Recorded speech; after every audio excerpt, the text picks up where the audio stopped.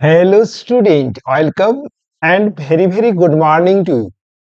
আজ তোমাদের কাছে আলোচনা করব higher secondary examination class 11 2018 MCQ solution. আগে আমি তোমাদের কাছে 2014, 15, 16, 17 আপলোড করেছি। তোমরা ওগুলো প্রথমে দেখে নিও, দেখবে তোমাদের এইচএস এক্সাম বা অ্যানুয়াল এক্সামে খুব খুব হেল্পফুল হবে। তাহলে আরম্ভ করি।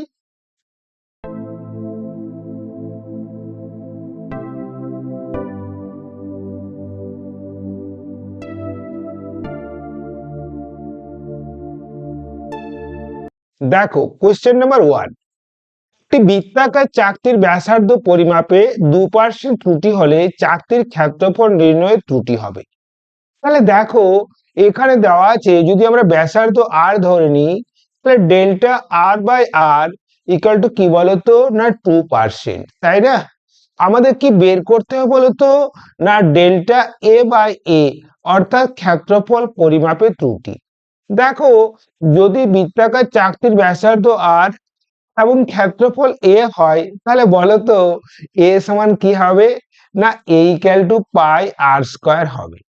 এখন যদি আমরা ত্রুটির ফর্মুলা প্রয়োগ করি, তাহলে কি বলতো delta A by A equals to কি বলতো এই কনস্ট্যান্টটা থাকবে না, আর কি বলতো এই পাওয়ারটা সামনে চলে আসবে 2 ডেল্টা আর বাই আর। এখন দেখো, তোমরা এই মানটা বসিয়ে নাও। ডেল্টা আর বাই আর কত দেওয়া আছে? 2% দেওয়া আছে। তাহলে 2 ইন্টু 2% সমান কত হলো বলতো না 4%। তাহলে বলতো কোন অপশন কারেক্ট হলো না অপশন এ কারেক্ট। বুঝতে পারলে? এরপরে দেখো 2 এর কোশ্চেনটা দেখো। কোন বস্তুর গতিবেগ মিটার পার সেকেন্ড, সময় এস লেখচিত্র সময়ক্ষের সঙ্গে 45 ডিগ্রি কোণে আনত একটি সরল রেখা, বস্তুটির ত্বরণ নির্ণয় করো। দেখো, এখানে তোমাদের বেগ সময় লেখচিত্র দেওয়া আছে। দেখো, তোমরা জানো সময় হয় এক্স অক্ষ বরাবর এবং বেগ হয় কি বলতো ওয়াই অক্ষ বরাবর। আর তোমরা এটাও জানো বেগ সময় লেখচিত্রের প্রবণতা কি নির্দেশ করে না ত্বরণ নির্দেশ করে। দেখো, যদি বেগ সময় লেখচিত্র সময় অক্ষের সঙ্গে থিটা কোণ করে, তাহলে ত্বরণ এ সমান কি বলতো ট্যান থিটা। বলো, এখানে থিটা দেওয়া আছে কত বলতো 45 ডিগ্রি, তাহলে এটা হলো বলতো tan 45 ডিগ্রি। তাহলে বলো এখানে tan 45 মানে 1, অর্থাৎ ত্বরণ হলো 1 মিটার পার সেকেন্ড স্কয়ার। খুব সিম্পল কিনা? দেখো, আমার প্রতিটি চ্যাপ্টারের উপর ওয়ান শট ভিডিও দেওয়া আছে। সেই ভিডিওগুলো তোমরা যদি ভালো করে সলভ করে নিও না, তাহলে প্রতিটি চ্যাপ্টারে তোমাদের কনসেপ্ট ক্লিয়ার হয়ে যাবে। তাছাড়া এইচএস 2014 থেকে 2023 পর্যন্ত যে সমস্ত প্রশ্ন এসেছে তাদের পিআইকিউ সলিউশন প্রতিটি চ্যাপ্টারে করে দেওয়া আছে। তোমরা একবার দেখে নিও, তাহলে তোমাদের আগামী অ্যানুয়াল এক্সামে কি কি প্রশ্ন আসবে মোটামুটি তোমরা একটা আন্দাজ করে নিতে পারো। এরপরে দেখো কোশ্চেন নাম্বার 3। কোন এক মুহূর্তে সরেখায় একই মন্দনে চলন্ত দুটি সদৃশ গাড়ির দ্রুতি ইউ এবং 2u, ওই মুহূর্ত থেকে যথাক্রমে যে দূরত্ব গিয়ে গাড়ি দুটি থামবে তাদের অনুপাত। দেখো, এটা খুব সিম্পল কোয়েশ্চেন। আমার যদি তোমরা ওয়ান শট ভিডিও দেখে নাও, সেখানে থামানোর দূরত্ব এস সমান কি বলতো না ইউ স্কয়ার বাই 2 ইন্টু মন্দন। তাহলে বলতে পারো থামানোর দূরত্ব এস প্রপোর্শনেট ইউ স্কয়ার। তাহলে দেখো, যদি তোমরা s2 বাই s1 করো, তাহলে এখানে লিখতে পারো u2 বাই u1 এর হোল স্কয়ার, তাই না? দেখো, এখানে u1 দেওয়া আছে u আর u2 দেওয়া আছে 4u। তাহলে দেখো, এটা লিখে নাও 4u by u whole square. এটা কত আসে বলো তো 16।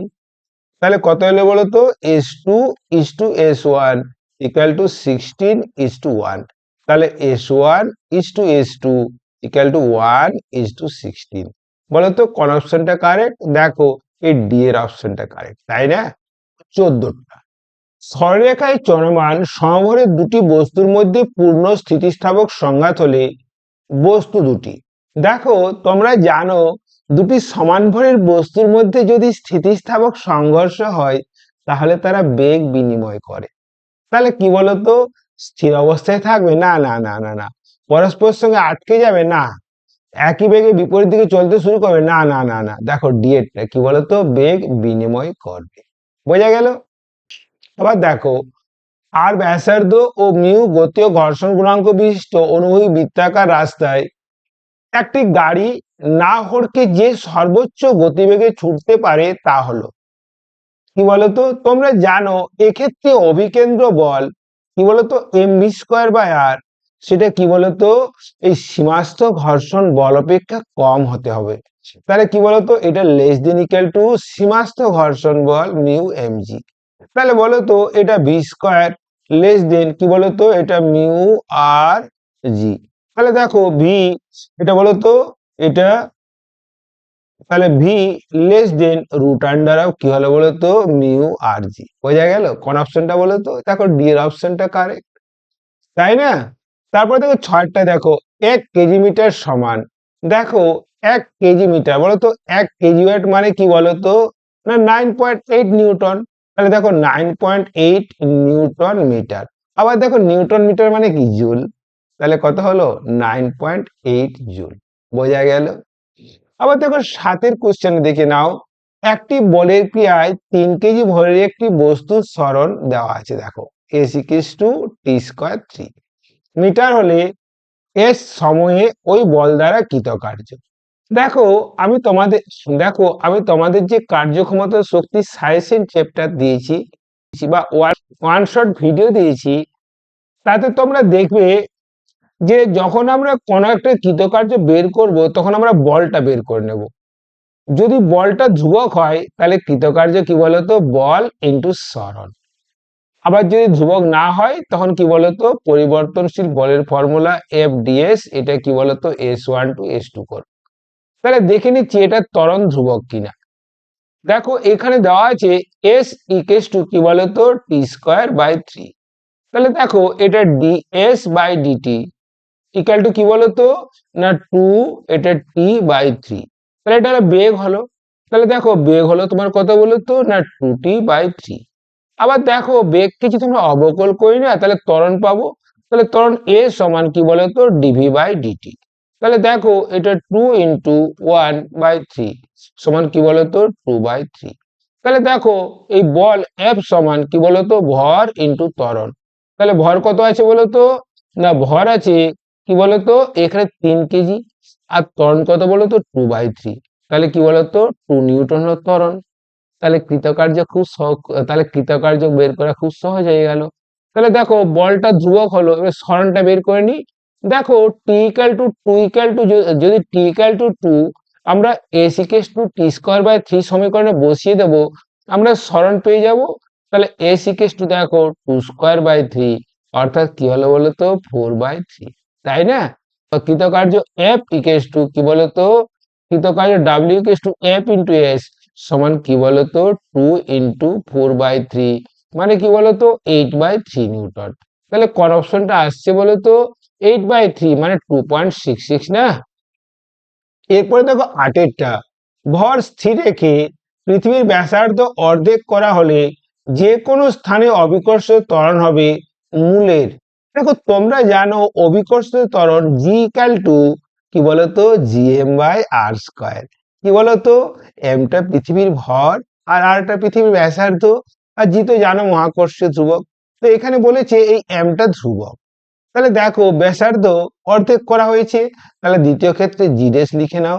তাহলে বলো জি ধ্রুবক এম ধ্রুবক আর আরটা কি বলতো r/2, তাই না?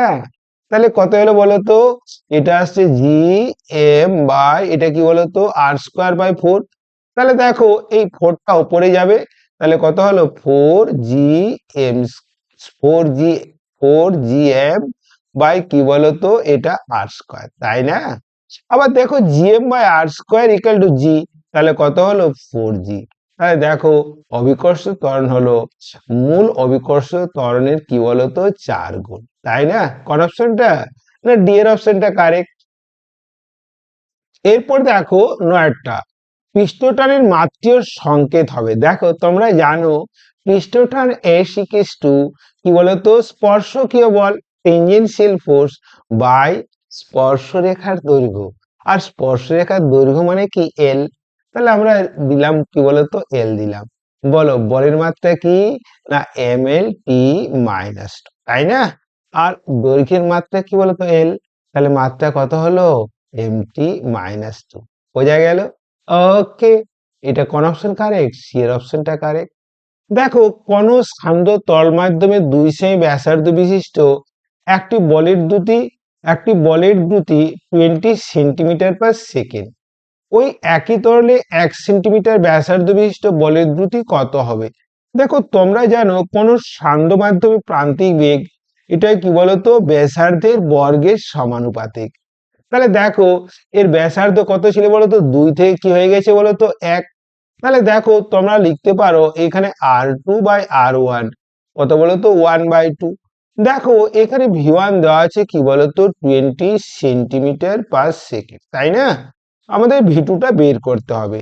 তাহলে দেখো এখান থেকে যদি আমরা অনুপাত করে নিই তাহলে কি বলতে পারি বলতো V2/V1 ইকুয়ালস টু কি বলতো এটা R2/R1 এর কি বলতো হোল স্কয়ার।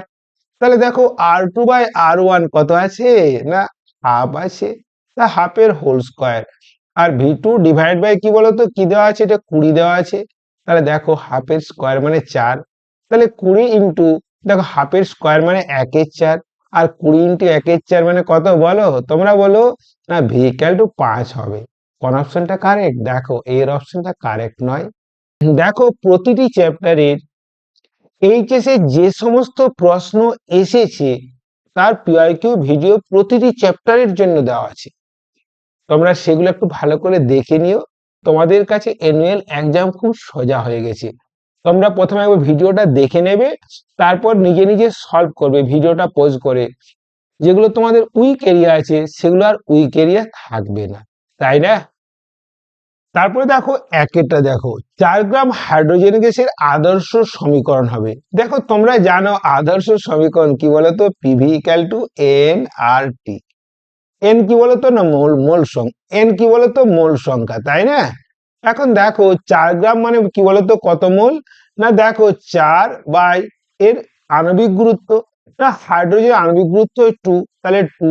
তাহলে দেখো এখানে পিভি ইকুয়াল টু কি বলতো 2 আর টি। তাহলে দেখো এই পিভি ইকুয়াল টু 2 আর টি হলো 4 গ্রাম হাইড্রোজেন গ্যাসের সমীকরণ, তাই না? কোনটা আসছে বলতো না দেখো বি এর অপশনটা আসছে, আসছে কি না? 12 কোশ্চেনটা দেখো, দেখো একটি গ্যাসীয় তন্ত্রে 110 জুল তাপ সরবরাহ করলে তার অভ্যন্তরীণ শক্তি 4 জুল বাড়ে। জুল এককে বাহ্যিক কার্যের পরিমাণ। দেখো জুল এককে বাহ্যিক কার্যের পরিমাণ, তাহলে দেখো এখানে কি কি দেওয়া আছে বলতো তাপ সরবরাহ করা হয়েছে, তার মানে কি বলতো ডেল্টা কিউ ধনাত্মক, অর্থাৎ কি বলতো 110 জুল। আবার দেখো এখানে অভ্যন্তরীণ শক্তি বেড়েছে, তাহলে মানে কি বলতো ডেল্টা ইউ ইকুয়াল টু কি বলতো 40 জুল, তাই না? আবার দেখে নাও আমাকে বের করতে হবে কি বলতো ডেল্টা ডাব্লিউ। তাহলে বলো ক্লোসিয়াসের প্রথম সূত্রের উক্তিটি কি জানো বলো তো, বলো তোমরা জানো delta Q equal to delta U plus delta W. তো দেখো এখানে দেওয়া আছে 110, এখানে দেওয়া আছে কি বলতো 40, আমরা ডেল্টা ডাব্লিউ বের করব কত হবে। দেখো 40টা এই পাশে নিয়ে মাইনাস হবে, অর্থাৎ 70 জুল। তাহলে বাহ্যিক কার্যের মান হবে 70 জুল। থার্মোডাইনামিক্সের জন্য একটা ওয়ান শট ভিডিও আছে, তোমরা ভালো করে দেখে নিও, দেখবে কিছু প্রবলেম থাকবে না। তাছাড়া তাছাড়া থার্মোডাইনামিক্সের জন্য এই ক্লাস 11 এর অ্যানুয়াল 2014 থেকে 2019 পর্যন্ত যত প্রশ্ন এসেছে তার সহজ সমাধান দেওয়া আছে, তোমরা একবার দেখে নেবে, দেখবে এটা খুব তোমাদের কাছে হেল্পফুল হবে, তাই না? আর 13টা দেখে নাও, কোন তরঙ্গের দুটি কণার মধ্যে 60 ডিগ্রি দশা পার্থক্য হলে তাদের মধ্যে পথ পার্থক্য হবে। দেখো তোমরা জানো দশা পার্থক্য ফাই আর পথ পার্থক্য এক্স এর মধ্যে সম্পর্ক phi equal to 2 pi x by lambda. তাহলে দেখো এখানে দশা পার্থক্য 60 ডিগ্রি দিয়েছে, এই 60 ডিগ্রিকে রেডিয়ানে করে নিতে হয়, তাহলে দেখো আমরা যদি 60 কে 180 দিয়ে ভাগ করি তাহলে রেডিয়ানে পেয়ে যাব। তাহলে দেখো 60 ডিগ্রি ইন্টু পাই বাই কি বলতো 180 ডিগ্রি, তাই তো ইকুয়াল টু কি বলতো 2 পাই এক্স বাই ল্যামডা। তাহলে দেখো আমাদের এখানে এক্সটা বের করতে হবে, কিসের আকারে বের করবো বলতো না ল্যামডার আকারে। দেখো এটা কাটাকাটি করলে 3 আসছে, কত আসছে বলতো না পাই/3 equal to 2 pi x by lambda. এখন দেখো তোমরা এখানে পাই পাই কেটে নাও, কাটা যাবে কিনা বলো। তাহলে দেখো এক্স ইকুয়াল টু কত হলো বলতো ল্যামডা/6। কোন অপশনটা আসছে? সি এর অপশনটা আসছে না, তাই না? একটি কণা এফ কম্পাঙ্কে সরল দোলগতি সম্পন্ন করে কণাটির গতিশক্তি যে কম্পাঙ্কে পরিবর্তিত হয় তা হলো। দেখো তোমরা জানো যদি সরল দোলগতির কম্পাঙ্ক এফ হয় না, তাহলে গতিশক্তি বা স্থিতিশক্তির কম্পাঙ্ক কত হয় বলতো 2f হয়। তাহলে কত অ্যান্সার বলতো? এটা সি এর অপশনটা কারেক্ট। এরপর দেখো ভিএসএকিউ অর্থাৎ ভেরি শর্ট কোশ্চেন। দেখো 9.8 এবং 15.298 সংখ্যা দুটি যোগফলে কতগুলি সার্থক সংখ্যা আছে? দেখো সার্থক সংখ্যার যোগফল বা বিয়োগফলে দশমিকের পরে কতগুলি সংখ্যা আছে সেটা নির্ণয় করতে হয়। দেখো এই 9.8 এর দশমিকের পরে একটা সংখ্যা আছে, আবার দেখো 15.298 এর দশমিকের পরে 3টে সার্থক সংখ্যা আছে। তাহলে আমাদের যোগফলে দশমিকের পরে সার্থক সংখ্যা কটা হবে? একটা হবে। যদি একটা হয় তাহলে মোট সার্থক সংখ্যার সংখ্যা কত হবে বলতো না 3খানা হবে। দেখে নাও, দেখো এটা 15.298 আর কি বলতো এটা 8, যোগ করলে কত আসছে বলতো ভালো করে দেখে নাও।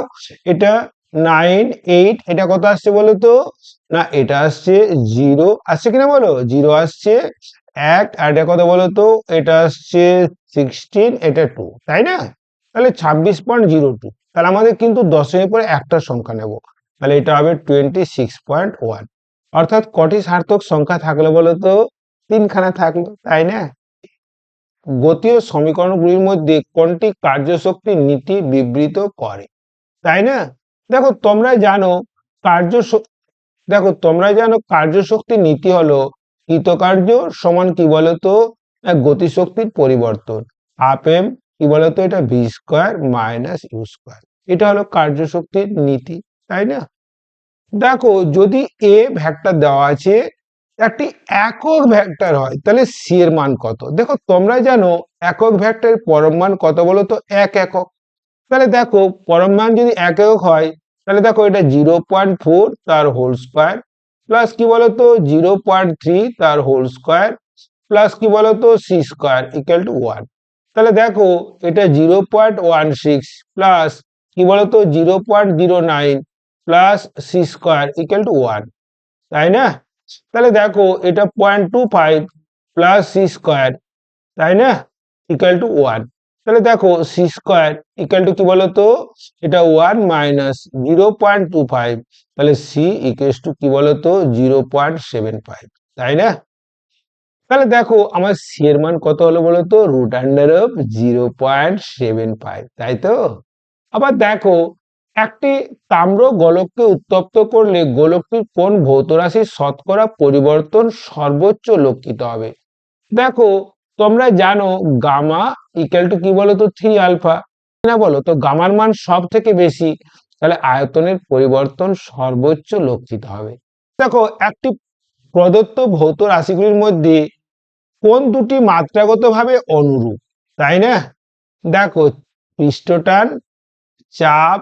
দেখো পৃষ্ঠটানের মাত্রা তোমরা একটু আগে দেখলে কত m(t-1) দেখলে কিনা বলো তো।